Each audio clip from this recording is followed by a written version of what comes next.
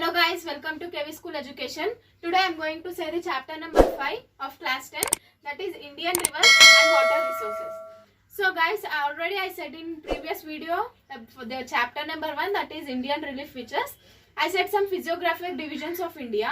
So the same has been repeated in this chapter. Only the 3 are repeated. They are Himalayas, Peninsular Plateau and Indo-Gangetic Plains.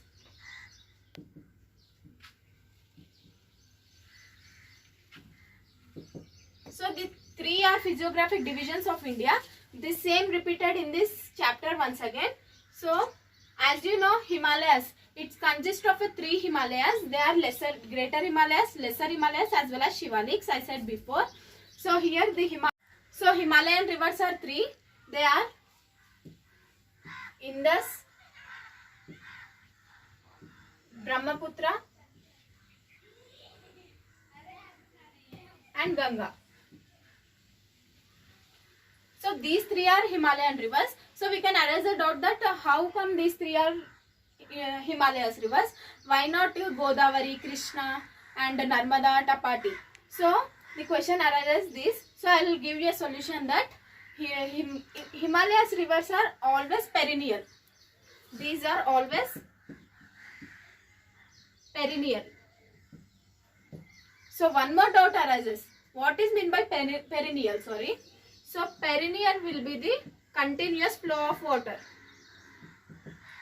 It will be the continuous flowing. It never ends, it never dries. So Ganga, Brahmaputra, Indus, they never dries. They are always flowing.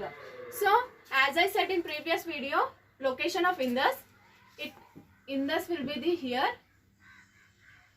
and Brahmaputra will be here.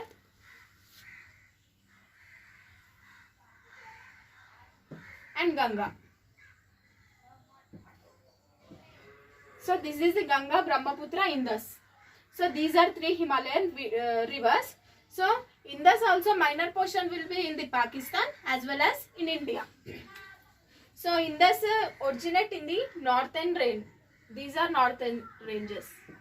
So this is northern range, this is west, this is south and it is east.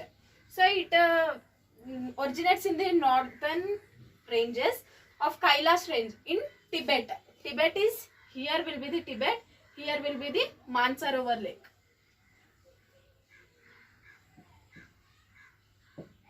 So after the originate here Mansarovar lake, it enters into the Jammu and Kashmir. Here will be the Jammu and Kashmir and some part will be in the Pakistan. So this is about Indus. And here Brahmaputra next. So Indus main tributaries are Jhelum, Chenab, Ravi and so etc. So now Brahmaputra. It is also same. It joins in the Mansarovar lake and it enters into Pakistan and minor portion will be in the Assam. So it comes to the India also. So it is a Assam. So now Ganga. So Ganga will join Bhagirath and Alakananda. Together twin sources form Ganga. This form Bhagirathi and Alakananda. These 2 join at Devprayag.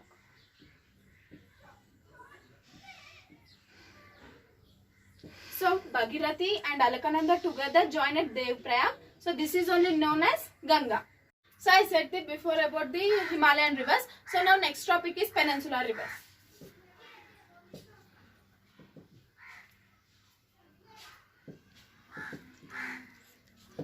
So what we can guess one question of examination, that what is the difference between peninsular rivers and Himalayan rivers. So I said that Himalayan rivers are perennial and in the opposite peninsular rivers are non-perennial. So non-perennial in the sense it will dry. It will dry at some times. So for example, Godavari, Krishna, Mahanandi, Narmada, so etc. These are the peninsular rivers which will dry sometimes. If the water flow will be the less, so it will dry sometime. So these are the examples. Peninsular rivers. The Godavari is the largest river. So this is the largest river. Here it is a Maharashtra. This is a Maharashtra. So the Godavari first it arises in the Nasik.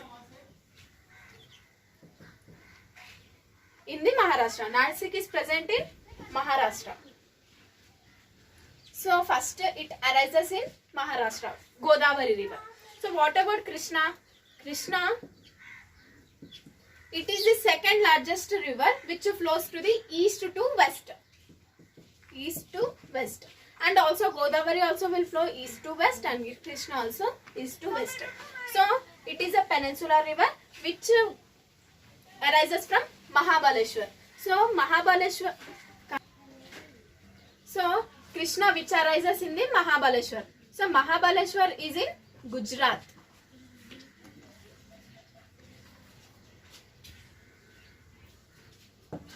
So these are the first largest river, second largest river of peninsular rivers which are non-perennial. So now next we will take Mahanadi.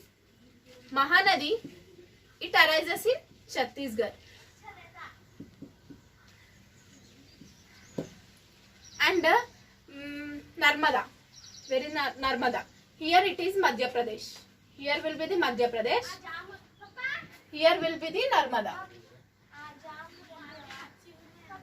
So here it is very important question that every river of peninsular rivers will be flows from east to west, but except Narmada and Tapati will flow west to east. This is the most important question which has already given in the examination, so you need to follow it.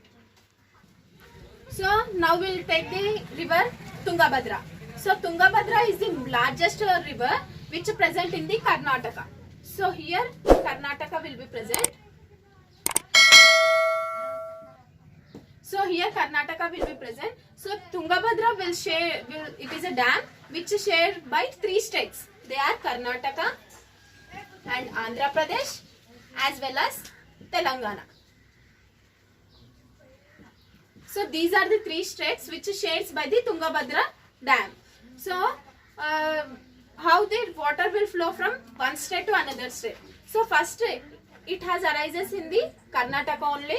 So then it will goes to AP and then it comes to Telangana. So major part of Tungabhadra will be there in Karnataka, not in Andhra Pradesh, not in Telangana. Minor part will be at the Telangana and somewhat minor will be in the AP. If remaining water will be in the Karnataka. So this is about Tungabhadra river. Now I think now Tungabhadra water capacity had been decreases, but in previous days there is more water capacity of Tungabhadra. So now Tungabhadra capacity has been decreased. So here one important question will be arises that why it had been decreased? Because it has decreased because of soil erosion,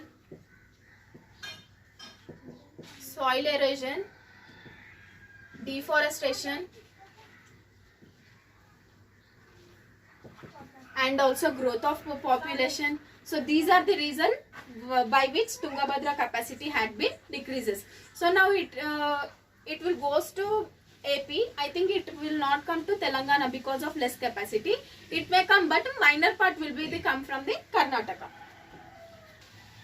So for watershed program, our Maharashtra government had planned in the Hiwai Bazar because the underground water is decreasing. So Hiwai Bazar is the main source. It is the main source for the water. So in the Hiwai Bazar,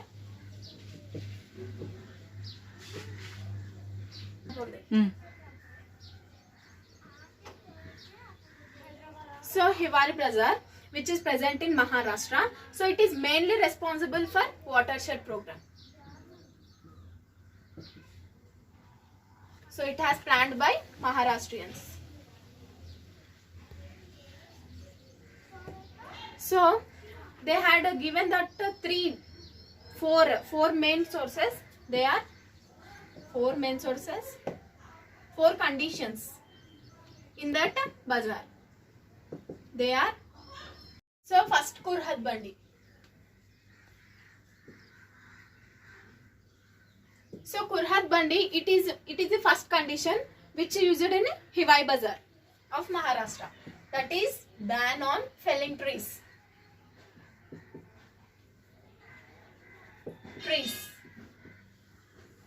So this is the first condition, and we'll go to second condition.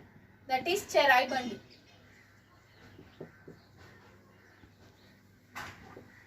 So it is the second condition, which means ban on free grazing.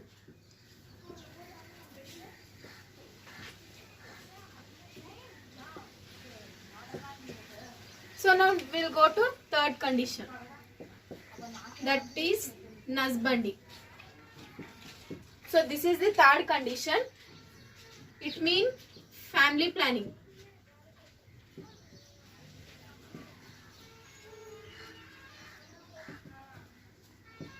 So these are the three conditions, and one more condition is Nasha Bandi. So it means that ban on liquor.